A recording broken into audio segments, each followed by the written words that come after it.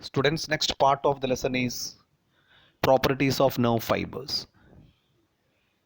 In the last lecture, we discussed about neural tissue.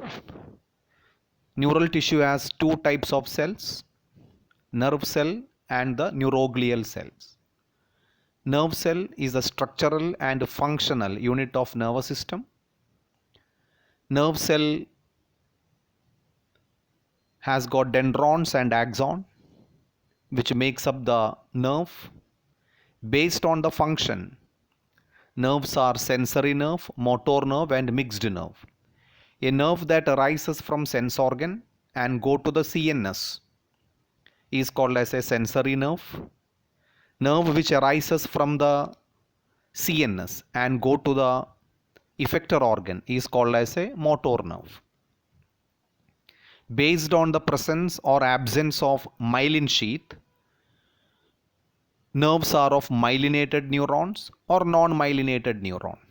A neuron with a myelin sheath is called as a myelinated neuron, and a neuron without a myelin sheath is called as non-myelinated neuron. Some of the properties of nerves are discussed here. One is excitability or irritability. The nerve fibers have the ability to perceive the stimulus and enter into a state of activity. A nerve fiber receives a stimulus. After receiving a stimulus, it undergoes excitation. We call it as state of activity. Actually, what happens? After receiving the stimulus, there will be change in the permeability of the neural membrane.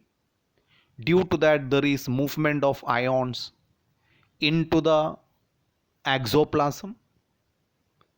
Due to that, there is a formation of an electric circuit, a potential difference and an action potential, which is called as a impulse. So after receiving a stimulus, when a nerve cell get excited, we can say that the nerve cell or the nerve has undergone irritability or excitability. Conductivity, it is the ability to transmit excitation. After receiving the stimulus has to travel through the neuron in the form of an impulse.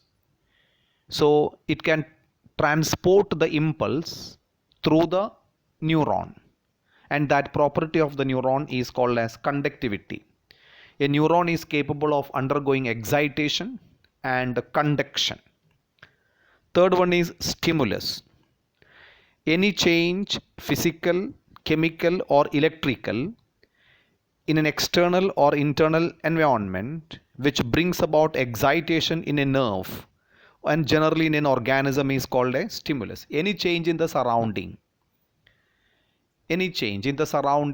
physical, chemical or electrical, which can excite a nerve is called as a what? Stimulus.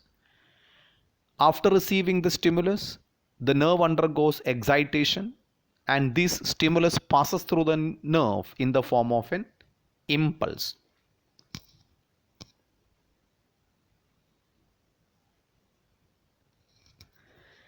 In order to be effective, the stimulus must have a minimum intensity called threshold stimulus.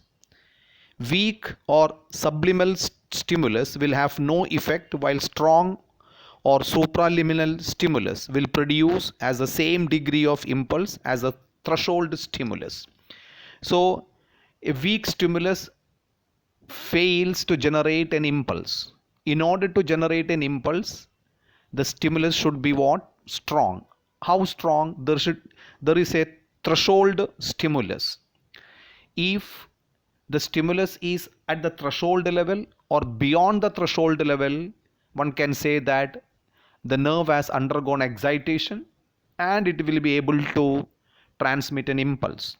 Weak stimulus will have no effect on the nerve, while strong stimuli will produce as the same degree of impulse as the threshold stimulus.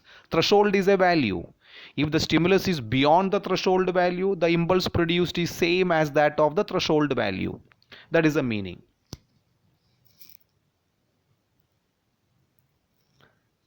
Summation effect.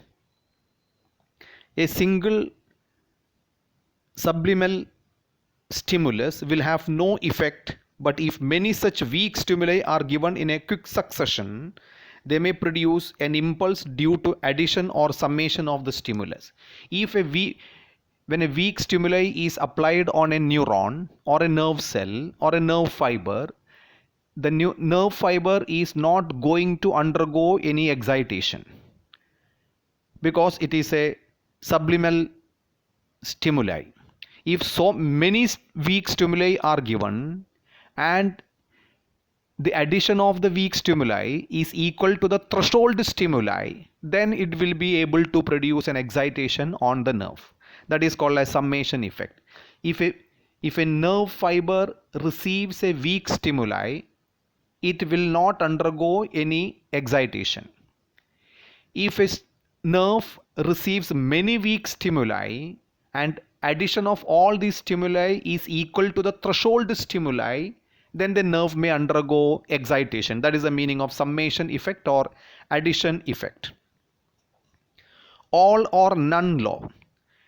The nerve will either conduct the impulse along its entire length or will not at all conduct the impulse, as in the case of weak stimulus.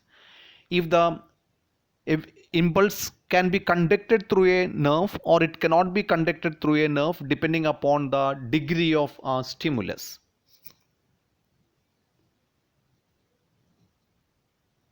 Refractory period.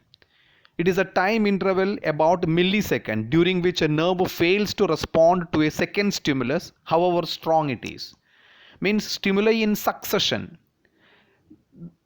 If the stimuli are given in succession without any discontinuity, the chances of response to be produced by the neuron will be comparatively less. It is a time interval about millisecond during which the nerve fails to respond to a second stimulus. One stimulus is given, the nerve will transmit the stimulus as an impulse, and if you immediately apply another stimulus, there are chances that the nerve will not respond to it, because there is always a time lag or a time interval between two successive stimuli, and the time interval is always in milliseconds. Synaptic delay and synaptic fatigue are the other two important properties of nerve fibers, which will be discussed along with the nerves. This is a very simple unit. What are the properties? Some of the properties you have to remember. That means they are capable of undergoing excitation, they are capable of undergoing conduction, they can turn a stimulus into an impulse. Okay, all these are refractory period, all these are considered as some of the properties, of which some of the main properties like synaptic delay and synaptic fatigue are the other two important properties of nerve fibers, which will be discussed along with the synapse, which is the next part of our lesson.